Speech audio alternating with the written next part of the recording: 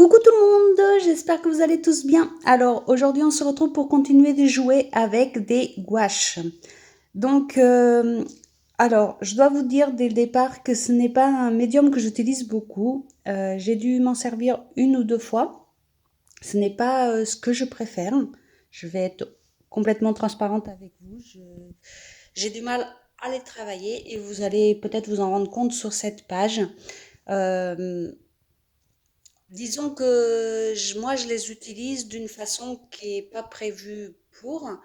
Leur utilisation de base, j'ai déjà essayé, j'ai pas eu des très bons résultats.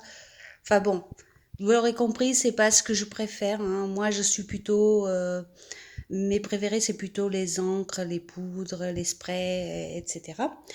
Mais de temps en temps, j'aime bien sortir de ma zone de confort et donc je les utilise de temps en temps. Et je voulais quand même vous en parler parce que peut-être que vous aurez des bons résultats avec. Et, euh, et voilà. Moi, je les utilise à ma façon, bien sûr. Euh, le long de la page, vous allez avoir des moments où peut-être ça va vous paraître bizarre, mais comme d'habitude, il faut attendre la fin avant de savoir si on aime ou pas. Voilà, donc j'ai commencé par coller des morceaux de papier scrap qui me restaient. Donc je garde les bouts de côté et je m'en sers comme ça en fond. C'est une manière de les passer sans les jeter, hein, parce qu'on on jette déjà assez comme ça, donc voilà. Et je viens mettre plusieurs bouts comme ça pour faire mon fond. Donc je voulais aussi vous dire, là vous m'avez pas vu protéger la reliure parce que au fait, si vous avez suivi, hier je vous ai montré que ici à cet endroit, la reliure commençait un petit peu à s'écarter. Donc ce que j'ai fait, je suis venue la renforcer avec de la colle. Donc j'ai mis de la colle à l'endroit où c'était écarté et je suis revenue rabattre une page sur le côté gauche. Donc j'ai recollé au fait une troisième page sous mes deux pages qui étaient déjà collées. Ce qui fait que ça a renforcé automatiquement la reliure à cet endroit-là. Et je viendrai à nouveau la renforcer de l'autre côté, côté droit. Donc c'est pour ça que vous ne voyez pas l'écartement que je vous ai montré hier, parce qu'hier, dès que je m'en suis rendu compte, ce que j'ai fait, c'est que j'ai tout de suite consolidé de façon à ce que je puisse travailler aujourd'hui dessus sans problème. Donc voilà comment j'ai fait. Colle, puis rabattu la page en la collant sur les deux autres qui étaient déjà collés. Et voilà, j'ai fini de tout coller mes petits bouts de papier. Là, si on voulait faire une page vintage, j'en aurais pas grand chose à faire. Juste un petit coup de marron, une jolie image, ça y est, la page était finie. Mais moi, j'allais travailler avec les gouaches, donc j'ai continué un petit peu. Alors, quand j'ai mis ces découpes en papier, donc des découpes Big Shot faites avec des dies de chez Action, je ne savais pas où j'allais encore, bien sûr. Mais petit à petit, au fait, c'est devenu dans l'idée un mur, au fait. Vous savez, les espèces de fresques qu'on trouve dans les murs parfois, c'est ce que ça va devenir. Quand je vois cette page comme ça au montage, je me dis qu'effectivement, ça aurait fait une très très jolie page vintage. Donc si vous voulez partir là-dessus, vous pouvez utiliser la même base en utilisant juste après un petit peu de spray ou de parce que vous avez un peu par exemple du bouchon marron ou quelque chose comme ça et une jolie image vintage, un titre, ça y est, la page elle est terminée. Comme quoi des fois il faut pas grand chose. Donc je viens coller mes découpes et je viens mettre par endroit du gesso blanc.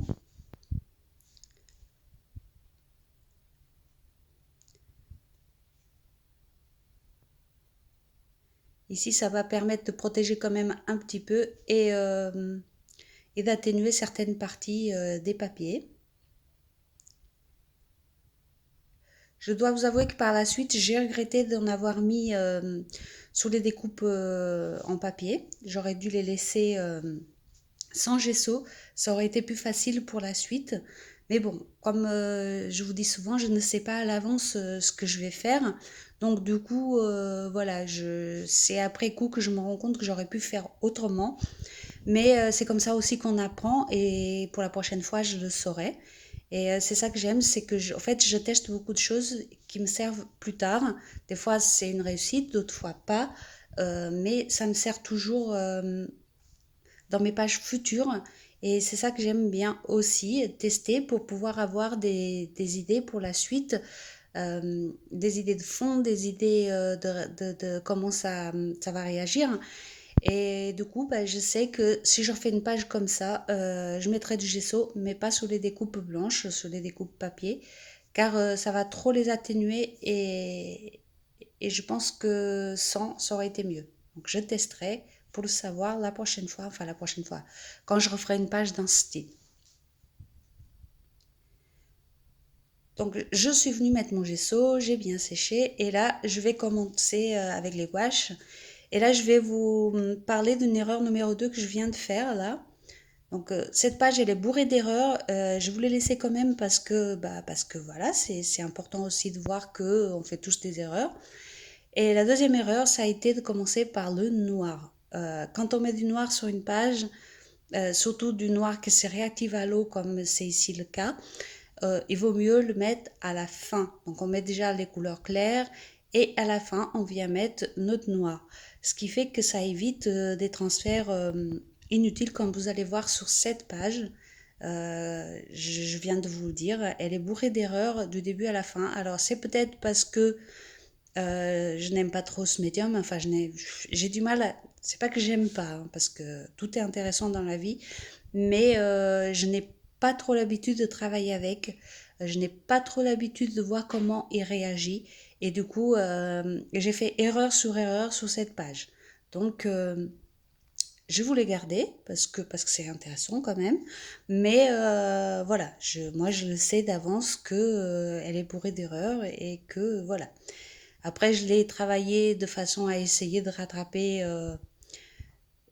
Avec l'habitude, on arrive quand même à rattraper certaines choses, mais ne vous étonnez pas, elle est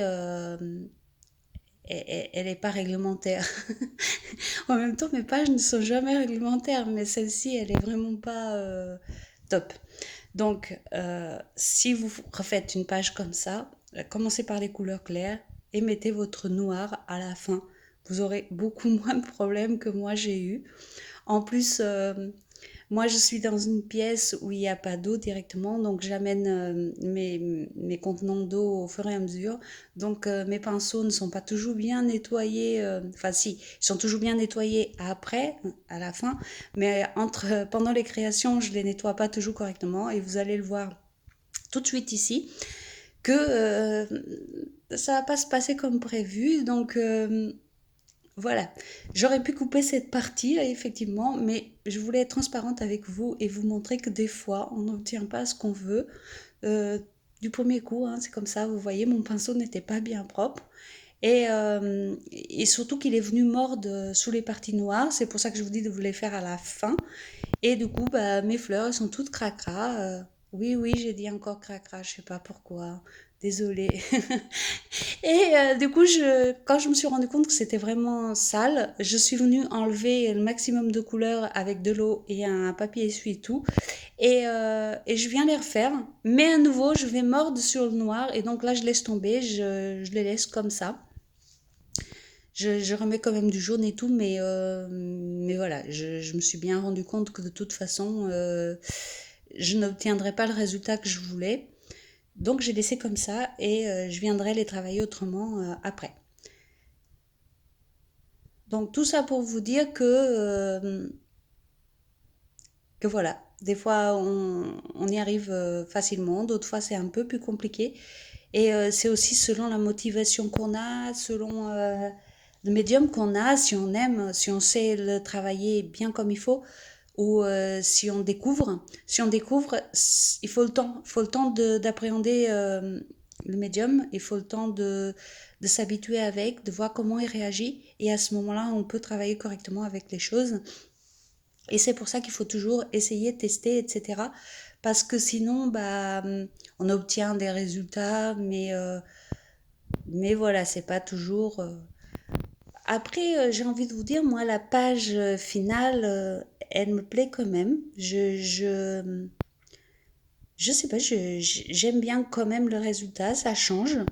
Et, euh, et voilà, donc la fin est sympa, mais je me rends compte en plus en le voyant au montage, je me rends compte de toutes les erreurs que j'ai fait sur cette page.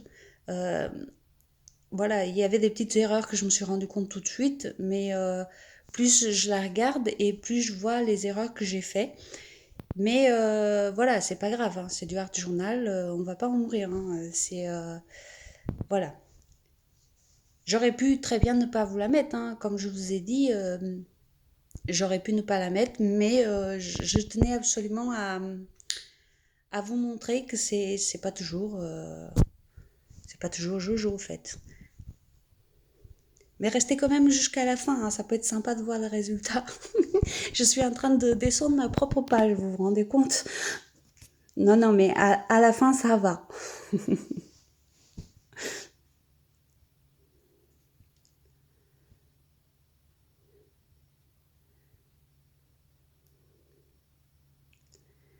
Donc là, vous voyez, j'ai appliqué toutes mes couleurs et je vais venir, dans un premier temps, l'étaler au doigt.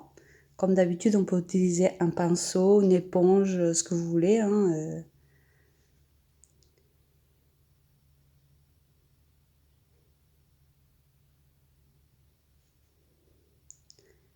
Et là, c'est là que je fais des essais, des tests aussi, hein, parce que, comme je vous ai dit, j'ai fait une ou deux pages avec ça et je n'ai pas assez de recul pour savoir comment ça réagit, donc je teste, en fait. En fait, là, vous me voyez tester un médium. C'est génial, non? Donc, je viens rajouter de l'eau et je veux obtenir un côté vaporeux comme on obtient avec les aquarelles. Vous savez que les gouaches, on peut les diluer à l'eau sans problème. Et, euh, et c'est ce que je viens faire. Dans un premier temps, dans l'idée de garder des parties blanches. Et encore une fois, je vais changer d'avis. Mais ça, vous avez l'habitude.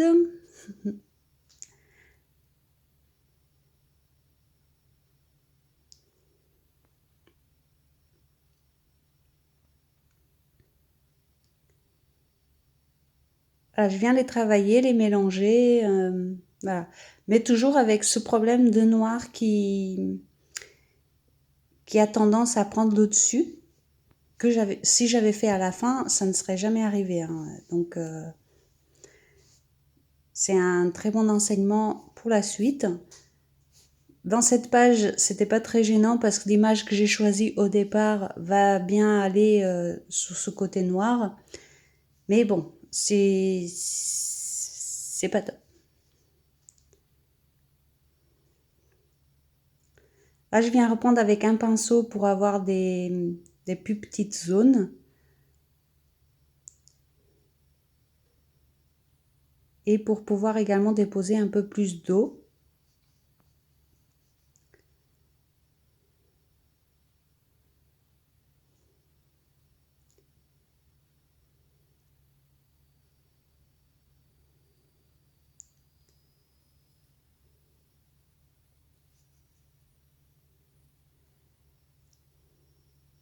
Là, comme d'habitude, j'essaye de récupérer le surplus qui tombe sur la reliure.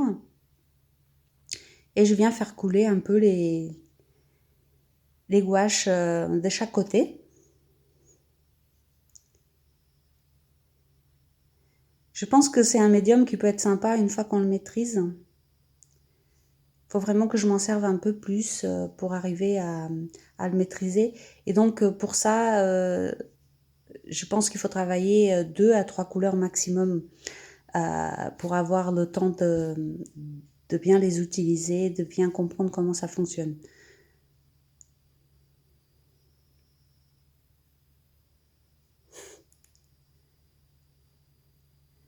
Je passe un petit peu d'eau sur mes mains et je les essuie bien parce que ça commence vraiment à coller un peu. Donc Voilà, je viens sécher une première fois.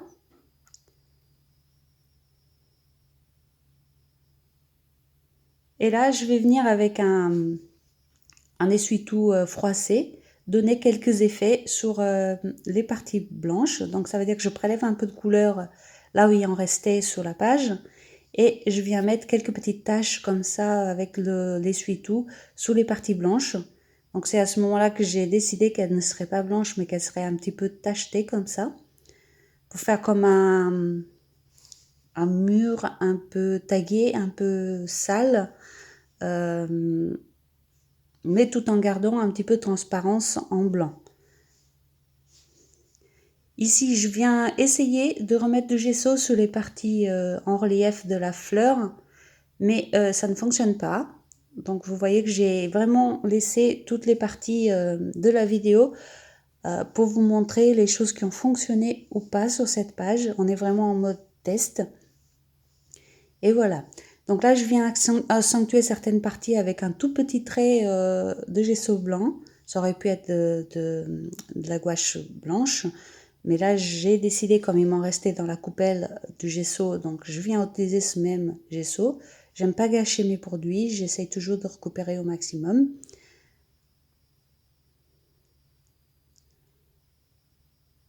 Peut-être que c'est très blanc, s'il me restait pas de gesso dans la coupelle, peut-être je les aurais pas fait. Mais à ce moment-là, je me suis dit que il me restait de gesso, que j'allais m'en servir.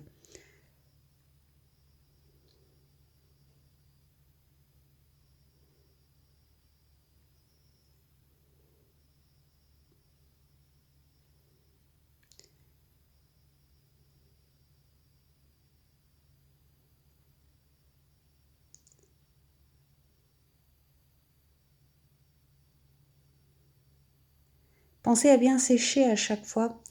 Le mieux, c'est de sécher à chaque étape. Mais là, comme je vais écrire avec un stylo gel noir, enfin, je vais faire ressortir ces fameuses fleurs que j'ai pas réussi à faire sortir autrement, étant donné que j'avais mis trop de gesso dessus. Je vais essayer de les faire ressortir avec un stylo gel noir, ce qui va me donner un petit sentiment de mur décoré, que je vais accentuer par la suite, bien sûr, mais là déjà, on commence un peu à voir plus où la page va aller. Je viens utiliser ma Versafine avec mon tampon mur.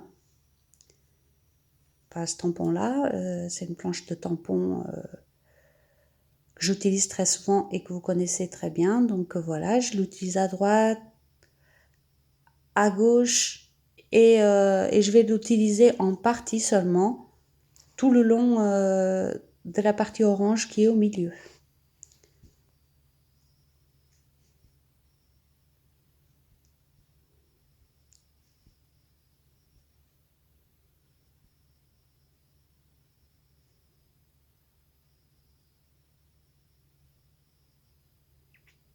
Vous voyez, en utilisant juste une toute petite partie, on obtient juste le côté qu'on veut. Et moi, là, ça me permet d'avoir juste le mur que je voulais mettre en plein milieu de la page, bien sûr. Et je viens utiliser également la partie où il y a les croix, les 3 croix.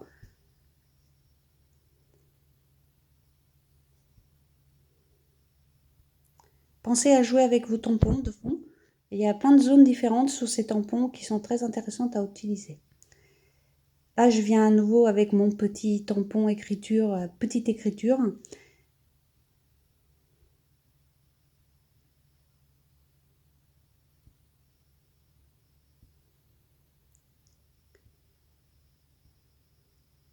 Et voilà l'image que j'ai choisie. C'était un insecte que j'avais imprimé pour le art truc et je m'étais trompée de taille et c'était un très gros insecte qui rentrait nulle part et du coup je viens l'utiliser ici parce que vous me connaissez, j'aime pas jeter ce que j'ai imprimé ou voilà.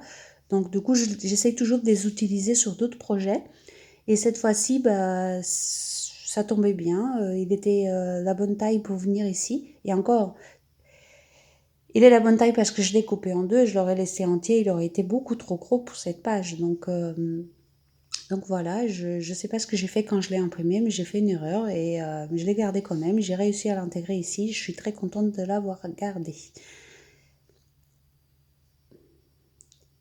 Comme d'habitude, quelques tampons de fond directement sous l'image.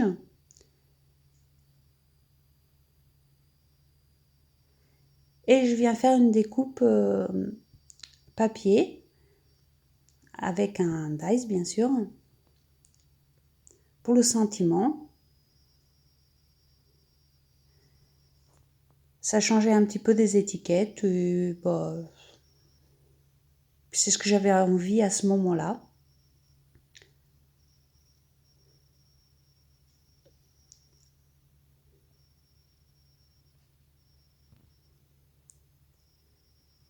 Et je viens rajouter des gouttelettes blanches comme souvent.